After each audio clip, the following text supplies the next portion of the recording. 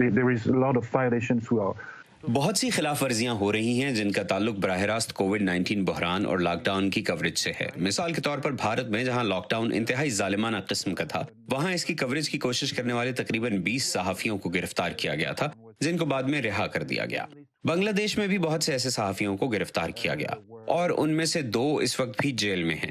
پاکستان میں جیسا کہ کئی سالوں سے ہو رہا ہے، یہ سال بھی کم از کم 3 صحافیوں کو ان کے کام کے باعث قتل کر دیے جانے کی وجہ سے نمایاں رہا ہے۔ اتنی ہی تعداد پچھلے سال بھی تھی، لہٰذا کم و بیش صحافیوں کے خلاف تشدد کی سطح ایک جیسی رہی ہے۔ بہت سے کیسز میں قانونی کارروائی بھی نہیں ہوتی۔ جب ہم دیکھتے ہیں کہ صحافیوں کی ہلاکت کا سبب کیا بنا، زیادہ تر کیسز یا 50% میں وہ بدعنوانی سے متعلق کہانیوں پر کام کر رہے تھے۔ ایک دوسری بڑی وجہ جس کے باعث صحافی قتل ہو رہے ہیں وہ ہے غیر قانونی سرگرمیوں کی کوریج، جیسا کہ بھارت میں ریت کی کان کنی اور پاکستان میں منشیات کی اسمگلنگ وغیرہ۔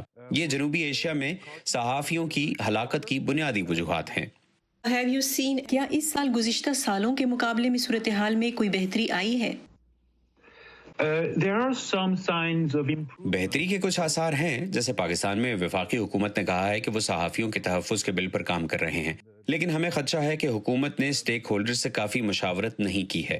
ہم چاہتے ہیں کہ حکومت پاکستان کے اندر اور بین الاقوامی سطح پر اسٹیک ہولڈرز کی سنیں۔ اس نوعیت کا قانون بہت اہم ہے، لیکن اس پر بہت سوچ بچار کی ضرورت ہے۔ مثال کے طور پر میکسیکو میں اس قسم کا قانون موجود ہے، لیکن وہاں یہ کام نہیں کرتا۔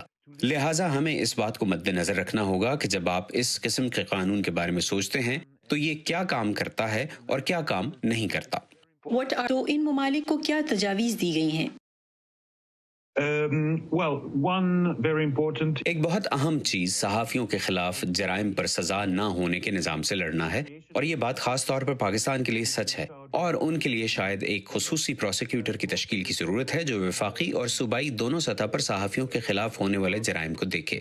یہ ایک بڑی بہتری ہوگی، لیکن یقیناً یہ پورے جنوبی ایشیا کے لیے بھی درست ہے۔ حکام کو ان صحافیوں کو رہا کرنا چاہیے جو جیل میں ہیں، خاص طور پر بھارت میں جہاں کشمیر کے ایک صحافی کو بغیر کسی مناسب مقدمے کی سماعت کے 2.5 سال سے جیل میں رکھا گیا ہے۔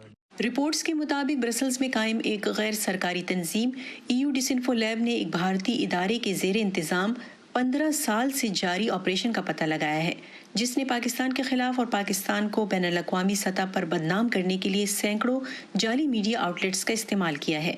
یہ رپورٹ کتنی تشویشناک ہے؟ This information is دنیا بھر کے صحافیوں اور شہریوں کے لیے گمراہ کن معلومات ایک بہت بڑا خطرہ ہے۔ واقعی یہ انکشاف بہت پریشان کن ہے۔ یہ ساری جعلی ویب سائٹس جائز معلومات کے خلاف ایک طرح کا پروپیگنڈا ہیں۔ لہٰذا اس طرح کی ڈس انفارمیشن سے لڑنے کے لیے جرنلزم ٹرسٹ انیشیٹو قائم کیا گیا ہے۔ یہ ایک میکنزم ہے جس کے ذریعے مخصوص میڈیا کو قابل اعتبار قرار دیا جا سکتا ہے۔ اس میں بڑے میڈیا جیسے روئٹرز سے لے کر چھوٹے میڈیا نیٹ ورکس جیسا کہ بھارت میں نیوز لانڈری تک کو شامل کیا جا سکتا ہے۔ ان لیبلز کے ذریعے مختلف میڈیا کے بارے میں معلومات کو گوگل یا فیس بک جیسی بڑی ٹیک کمپنیاں اپنے الگوریدم میں ڈال سکتی ہیں تاکہ وہ قابل اعتماد معلومات صارفین تک پہنچنے دیں جو بھارتی جعلی میڈیا نے ترتیب دی ہیں۔ لیکن روس اور چین کی بھی یہی صورتحال ہے۔